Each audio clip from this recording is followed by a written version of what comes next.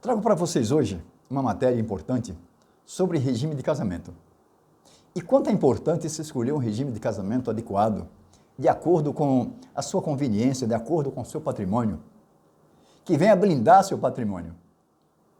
A blindagem patrimonial, ela inicia-se também no regime de casamento bem feito, para se verificar quais são os bens que se comunicam, qual o regime que segura o seu patrimônio, quando acontecer um divórcio, quando acontecer um falecimento, porque tem os direitos sucessórios. Sabemos que alguns regimes o cônjuge sobrevivente herda junto com os filhos herdeiros. E tudo isso deve verificar no regime de casamento antes do casamento, para não ter uma surpresa depois, por ocasião do divórcio, por ocasião de um falecimento.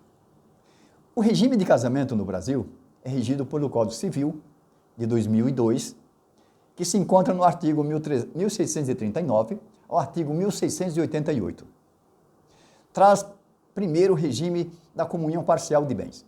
Esse regime, sabemos que os bens particulares do casal não se comunicam no caso de um divórcio.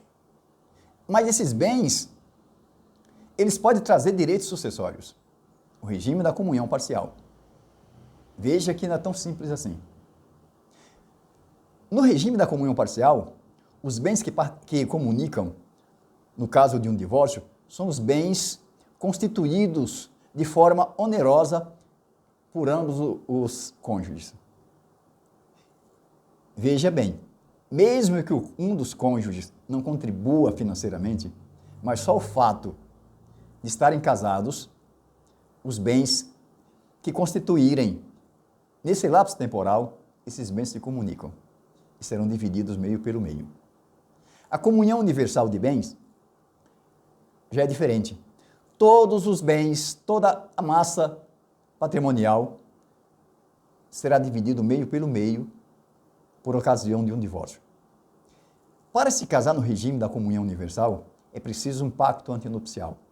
É uma escritura feita em cartório antes do casamento para determinar como fica o regime de casamento. Temos também o regime da separação convencional de bens. Esse aqui, os nubentes são livres para escolher, da forma que bem aprouver, como deve ficar o seu patrimônio. Quem vai administrar, qual a participação do outro e assim por diante. Temos também o regime da separação obrigatória de bem. Essa separação obrigatória de bem, por que é obrigatória? Porque aquele maior de 70 anos, ele só pode casar por esse regime da separação obrigatória. Como também o menor que necessita de suprimento judicial para se casar. Só pode casar sob esse regime da separação obrigatória. Mas nós temos também outro regime, chamado regime da separação, aliás, o regime da participação final nos aquestos. Que esse regime aqui, ele parece muito com o primeiro regime, que é o regime da comunhão parcial. Mas só parece. Mas as consequências depois são diferentes. Mas aqui os aquestos se comunicam. Diferente da separação total, diferente da separação convencional e diferente da comunhão universal, que lá todos os bens se comunicam. O artigo 1639 diz o seguinte, que os nubentes são livres antes do casamento escolher o regime de casamento que bem aprouver. Aquele conveniente de acordo com o seu patrimônio, de acordo com suas vontades, escolhe o regime de casamento por meio de um pacto antinupcial. No parágrafo 1º do mesmo artigo, diz o seguinte, que o regime de bens entre o casal, ele começa a vigorar após o casamento. Mas nós temos também o parágrafo 2º, que diz o seguinte, que o regime de casamento pode ser mudado, mesmo no lapso temporal do casamento. Porém, precisa da anuência dos dois cônjuges. Sem a anuência dos dois cônjuges, não pode mudar esse regime de casamento. E é um pedido feito em juízo, que o juiz também vai analisar se esse pedido não é um pedido que vem a lesar credores. Por isso, a importância é escolher o regime de casamento antes do casamento, para ter uma segurança maior.